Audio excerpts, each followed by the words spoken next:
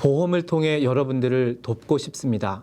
여러분들을 건강하고 안전하게 더 보호해드리고 싶습니다. 더 건강한 삶의 에너지를 드리고 싶습니다. 한윤선입니다.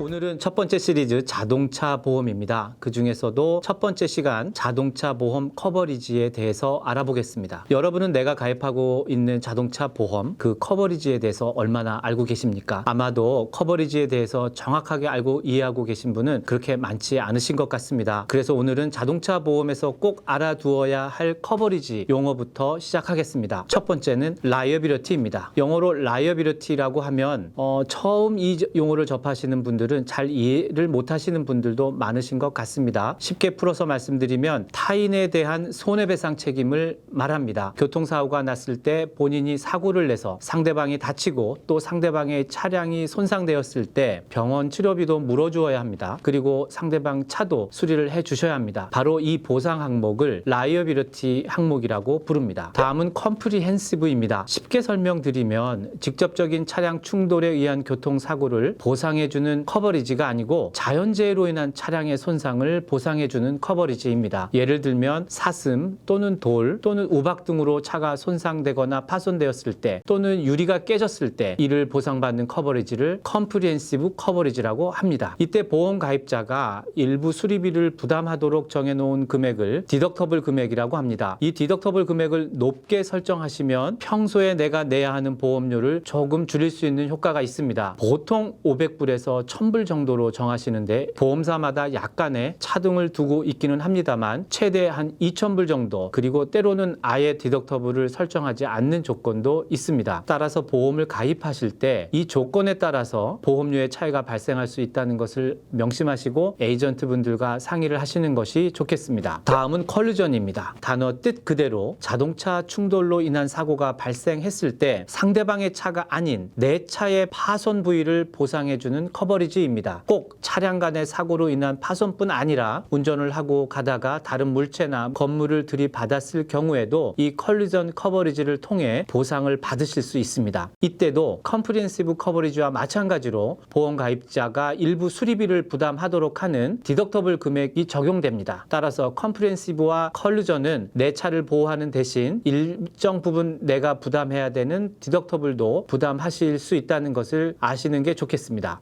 다음은 uninsured motor vehicle이라고 하는 커버리지입니다. 무보험 차량과의 사고를 커버해주는 커버리지인데요. 자동차를 운전하다 사고가 난 경우 그 사고가 상대편의 잘못이라면 당연히 상대방이 가지고 있는 자동차 보험으로 보상을 받게 됩니다. 하지만 만약 상대방의 보험이 만료된 경우이거나 지급을 거부하거나 또는 보험에 가입되어 있지 않다면 어떻게 될까요? 이런 경우를 대비해서 보호받을 수 있는 커버리지를 uninsured motor vehicle coverage라고 부릅니다. 한국말로 무보험 차량에 대한 커버리지라고 합니다. 사실 이 커버리지가 아주 많이 쓰이지는 않는 커버리지이긴 합니다. 하지만 쇼핑을 하기 위해서 주차장에 차를 세워 놓으시고 쇼핑을 마치고 돌아왔을 경우에 가끔 차량이 파손된 경우가 있으실 겁니다. 차량을 파손시킨 상대편이 자리를 이미 뜨고 없는 경우 보험을 청구할 수 있는 길이 막막하게 됩니다. 이때 이 무보험 차량 커버리지를 통해 커버를 받으실 수 있습니다. 다음은 메디컬 페이먼트 항목입니다. 말 그대로 의료 비용에 필요한 커버리지를 말하는데요. 누구에 대한 의료 비용이냐 하면 보험에 가입한 당사자, 즉 차량 운전자 그리고 가족 또는 가족이 아니라 할지라도 차량에 같이 동승하셨던 차량 탑승자가 그 보호 대상이 됩니다. 친척이 될 수도 있고 친구가 될 수도 있습니다. 자동차 보험에서 사고가 난 경우 상대편에 의한 의료 비용은